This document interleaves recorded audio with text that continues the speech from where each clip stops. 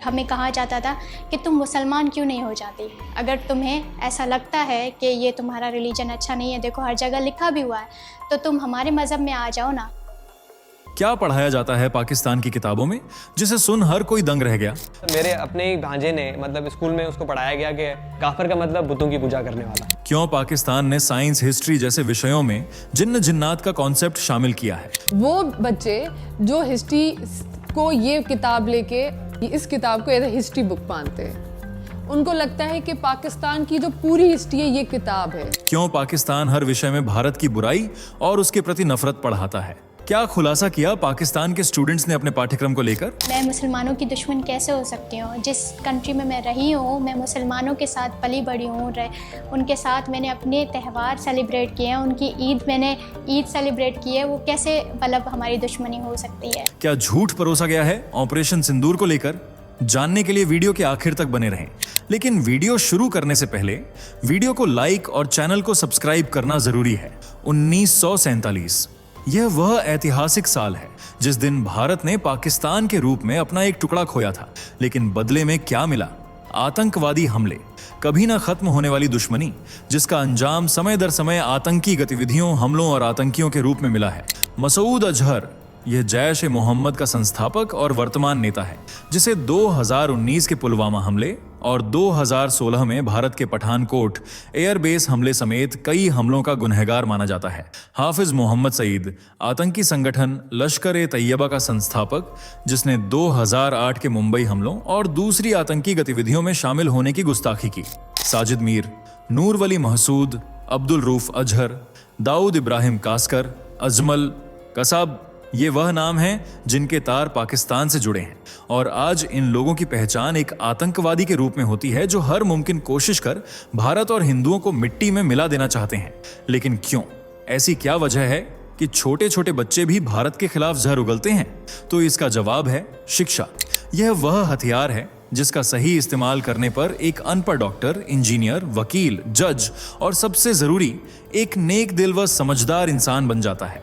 लेकिन अगर इसी शिक्षा को साजिश का पैगाम बनाकर पेश किया जाए तो बच्चा एक आतंकवादी, दुष्ट और बुरा इंसान बन सकता है, जैसा कि पाकिस्तानी युवाओं के साथ हो भी रहा है। आज आप पाकिस्तान की किताबों को उठाकर देखेंगे तो आपको भारत विरोधी बातें और हिंदुओं के खिलाफ नफरत, दुश्मनी के शब्दों में लिखी हुई नजर आएंगी। ये किताबें बच्चों को इतिहास, दुनिया और टेक्नोलॉजी से जोड़ने का नहीं, बल्कि भारत से दुश्मनी रखने का मतलब समझाती हैं। यही वजह है कि भारत पर होने वाले हमलों में पाकिस्तानी आतंकवादियों का नाम ज्यादातर सुनने को मिलता है। हालांकि शुरुआत में ऐसा नहीं था। 1947 में जब इस्लाम की नींव पर पाकिस्तान एक आजाद देश बनकर खड़ा हुआ, तब भारत और पाकिस्तान का इतिहास सेम ही था। भारत हो या पाकिस्तान, दोनों ही देशों में बच्चों को एक जैसा इतिहास समझने का मौका मिलता था। कई सालों तक भारत की कुछ किताबें पाकिस्तानी बच्चों के बस्तों में सजी रहीं।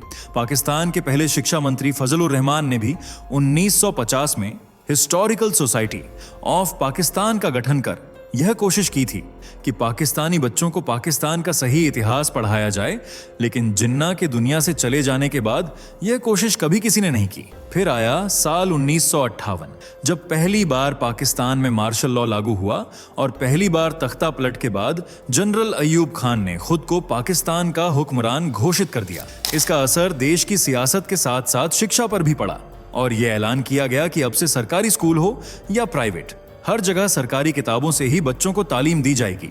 और किताबों को लिखने का जिम्मा था सरकार के कंधों पर, जो पाकिस्तान के इतिहास को तोड़ मरोड़ कर पेश करने वाली थी। और किताबों में दर्ज होना था पाकिस्तान का ऊंचा कद, झूठी वाहवाही और इस्लाम का प्रचार। आज आप भारतीय किताबों को खोलेंगे तो आपको हिंदुओं के साथ साथ मुस्लिम राजाओं का भी जिक्र देखने को मिलेगा।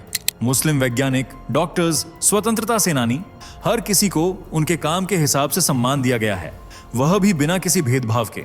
लेकिन पाकिस्तान में सिर्फ और सिर्फ मुस्लिम राजाओं और नेताओं का विषय किताबों में दर्ज किया गया और हिंदू नेताओं व राजाओं के योगदान को पूरी तरह से दरकिनार कर जनता को गलत इतिहास पढ़ाने की साजिश की गई है। जैसे पाकिस्तान की किताब में लिखा है, महात्मा गांधी हिंदुओं के नेता थे और मुसलमानों के दुश्मन। उन्होंने हमेशा मुसलमानों के अधिकारों को नजरअंदाज किया और हिंदुओं के अधिकारों के लिए हमेशा काम करते रहे। ये बात उन्हीं महात्मा गांधी के लिए कही गई है जिन्हें मुसलमानों की तरफदारी करने के कारण नाथूराम गोडसे के हाथों मरना पड़ा। लेकिन यह सच पाकिस्तान ने कभी अपने युवाओं को नहीं बताया। इतना ही नहीं, पाकिस्तान की 9वीं कक्षा की किताब में लिखा है कि कांग्रेस पार्टी को बनाने वाले सभी लोग हिंदू थे और आगे चलकर यह पार्टी हिंदुओं की पार्टी बनकर रह गई। लेकिन अगर इस झूठ का पर्दा हटाकर देखेंगे तो सच्चाई एकदम अलग दिखेगी, क्योंकि कांग्रेस में हिंदू नेताओं के साथ साथ मुस्लिम हस्तियां भी शामिल थीं, जिनमें बदरुद्दीन तैयब, हाकिम अजमल खान और मौलाना अबुल कलाम आजाद जैसे लोग कांग्रेस के अध्यक्ष रहे हैं। और मौलाना आजाद को तो कांग्रेस के सबसे वरिष्ठ सम्मानित नेता होने का दर्जा दिया जाता है। ऐसे में भेदभाव की बात सरासर गलत है। मसलन इंटरमीडिएट में पाकिस्तान स्टडीज की किताब में लिखा है कि हिंदू समाज की सोच की वजह से उनका पतन हुआ है और इस समाज में महिलाओं को निम्न स्थान दिया गया है। हिंदू धर्म में महिलाओं के साथ अच्छा व्यवहार नहीं किया जाता है और यह बात उस हिंदू धर्म के बारे में कही गई है जिसमें महिलाओं को देवी स्वरूप माना जाता है।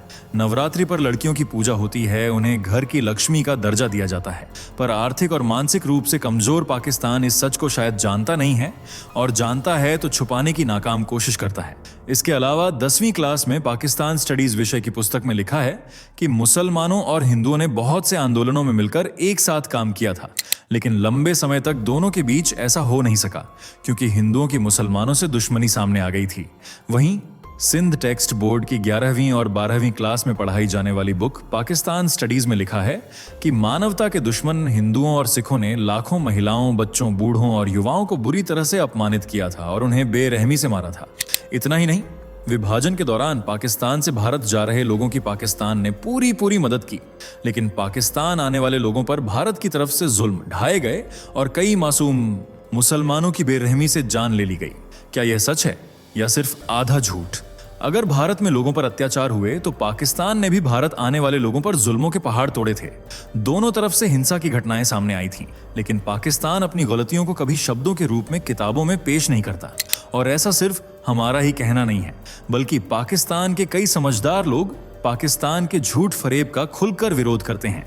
पाकिस्तानी इतिहासकार मुबारक अली का मानना है कि पाकिस्तान की किताबों में इस हेरफेर को हवा देने का काम जुल्फिकार अली भुट्टो ने किया।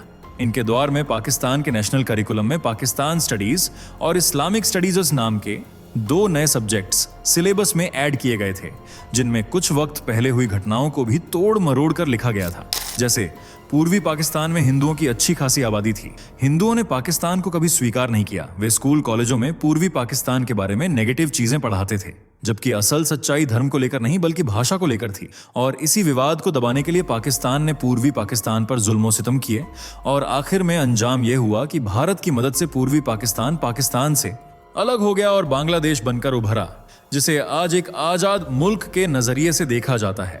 इसी गलत ज्ञान की वजह से आज पाकिस्तान के छात्र भारत के लिए अलग सोच रखते हैं, जबकि पाकिस्तान के कुछ लोग पाकिस्तान के विषयों का विरोध करते हैं, जिनमें से एक हैं पाकिस्तान की क्वैद आजम यूनिवर्सिटी के पूर्व प्रोफेसर परवेज हुदभॉय, जिन्होंने पाकिस्तान में परोसी जाने वाली शिक्षा पर नाराजगी जताते हुए कहा था कि पाकिस्तान में विज्ञान, इतिहास और दूसरे सब्जेक्ट्स के लिए अक्ल का इस्तेमाल करना बहुत जरूरी है, क्योंकि पाकिस्तान में 4ठी कक्षा से ही बच्चों के कानों में हिंदुओं के खिलाफ जहर भरना शुरू कर दिया जाता है।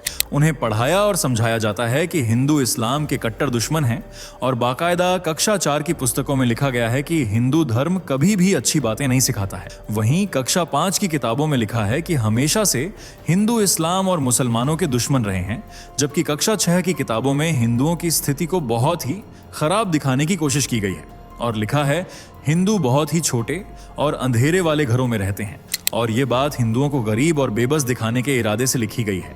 हिंदुओं की स्थिति से लेकर पहनावे तक पर पाकिस्तानी किताबों में ऊल जलूल लिखा गया है। जैसे एक पुस्तक में लिखा है, मुसलमानों की आमद आने से पहले हिंदू लिबास कपड़ों के मामले में सलीखामंद नहीं थे। वे अपने जिस्म को 1 या 4 चादरों से ढक कर रखते थे, लेकिन फिर मुसलमानों ने कपड़ों को सिलकर पहनने का रिवाज शुरू किया, जो अच्छे से बदन तो ढकता ही था, साथ ही देखने और पहनने में भी खूबसूरत लगता था। क्या लिबास का भी कोई मजहब होता है?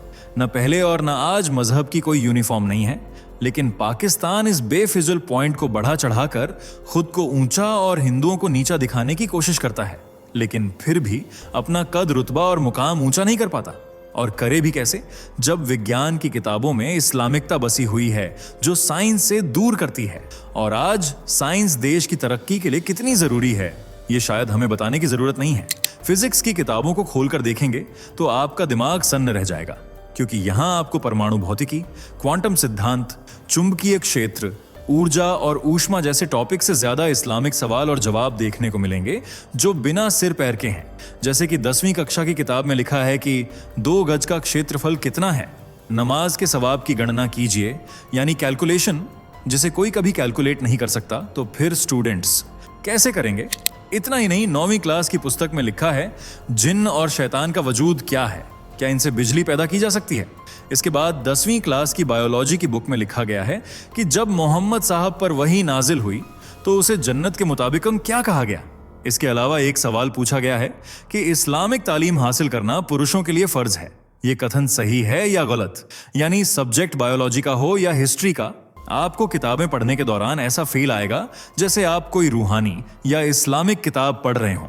आज के आधुनिक विषय तो किताबों में दूर दूर तक दर्ज नहीं किए गए हैं, तो सोचिए बच्चे कैसे आगे बढ़ेंगे? क्या वे विदेशों में जाकर एक अच्छी नौकरी हासिल कर पाएंगे? बिल्कुल नहीं। लेकिन इससे पाकिस्तान को कोई फर्क नहीं है। उसे बस अपनी इमेज बेहतर बनानी है, फिर चाहे गलत विषय पढ़ाकर हो या झूठ परोसकर। हाल ही में भारत की तरफ से हुआ ऑपरेशन सिंदूर तो आपको याद ही होगा, जो भारत का पाकिस्तान के आतंकियों को मुंहतोड़ जवाब था। इस ऑपरेशन को भी झूठ की स्याही से लिखकर इस तरह से किताबों में पेश किया गया है कि आप सोच में पड़ जाएंगे कि क्या यह वही ऑपरेशन सिंदूर है या किसी अलग दुनिया की बात चल रही है। पाकिस्तानी पाठ्यक्रम में दावा किया गया है कि ऑपरेशन सिंदूर के बदले पाकिस्तानी सेना ने भारत की इस कार्यवाही का मुंहतोड़ जवाब दिया था और सिर्फ भारतीय सैन्य चौकियों को ही निशाना बनाया गया था। लेकिन हकीकत यह है कि पाकिस्तान ने अमृतसर, जम्मू, श्रीनगर और 2 दर्जन से ज्यादा नागरिक ठिकानों पर ड्रोन और मिसाइलों से हमले किए थे और कई नागरिकों को घायल कर दिया था, जिसके बाद भारत ने पाकिस्तान के एयर डिफेंस सिस्टम को नेस्तनाबूद कर दिया था।